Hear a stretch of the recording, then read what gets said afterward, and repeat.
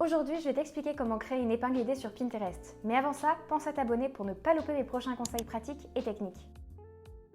Comme tu peux le voir, je suis sur la version application mobile de Pinterest. Je t'expliquerai pourquoi après. Commence par cliquer sur le plus, puis créer une épingle idée. Tu vas ensuite pouvoir ajouter tes fichiers, vidéos ou photos. Chaque fichier ajouté correspond à une page. Elles s'enchaîneront de manière automatique. Commence par créer le titre de ton épingle idée. Moi, je décompose en deux parties. La thématique, dans la police Lavalampe, ici c'est conseil déco. Le titre, dans la police Cross Stitch. On peut assez facilement centrer le texte, mais je peux aussi personnaliser son apparence de manière assez classique, en ajoutant par exemple une surbrillance, en changeant sa couleur ou son alignement.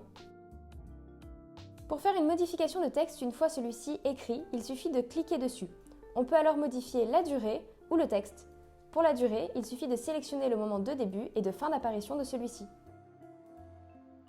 On s'attaque ensuite au cœur de l'épingle idée, si je peux dire. J'enregistre toujours une voix off pour les personnes qui préfèrent écouter, mais j'inscris également à l'écran les informations importantes. Ici, je note mes 4 conseils en détail.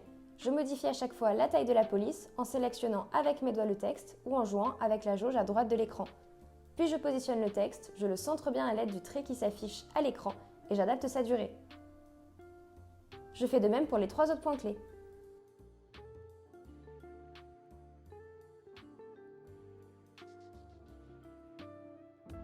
Pour qu'une épingle idée soit la plus performante possible, je crée toujours des call to action à la fin.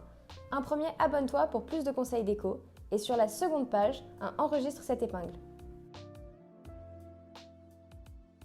Ensuite, j'ajoute la musique, non disponible sur la version ordinateur.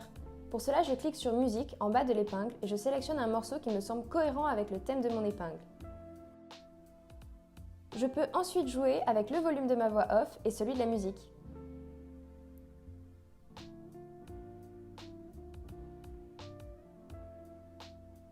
J'ajoute ensuite des stickers. Ce sont toutes ces petites choses que l'on peut ajouter pour pimper son épingle idée. Je commence par le sticker mention sur la première page et j'ajoute aussi le sticker tableau sur la seconde pour que les visiteurs voient mes épingles similaires.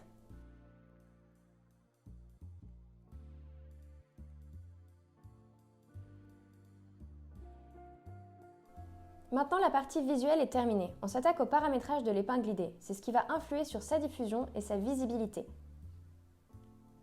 La première chose à faire, c'est d'ajouter le titre de l'épingle. Il faut qu'il soit complet et assez descriptif.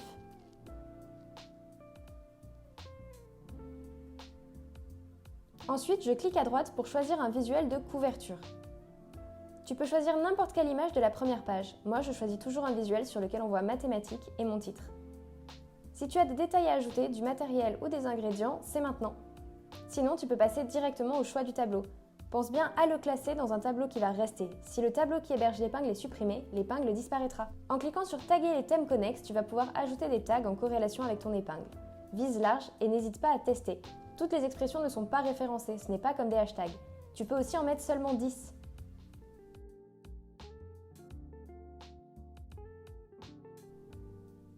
Dans la partie paramètres avancés, tu pourras choisir d'autoriser ou non les commentaires et les nouvelles versions, ainsi qu'identifier une marque partenaire si tu le souhaites.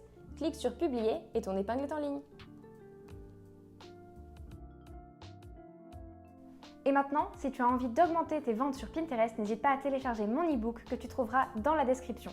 Et pense aussi à t'abonner pour ne pas louper les prochains conseils pratiques et techniques.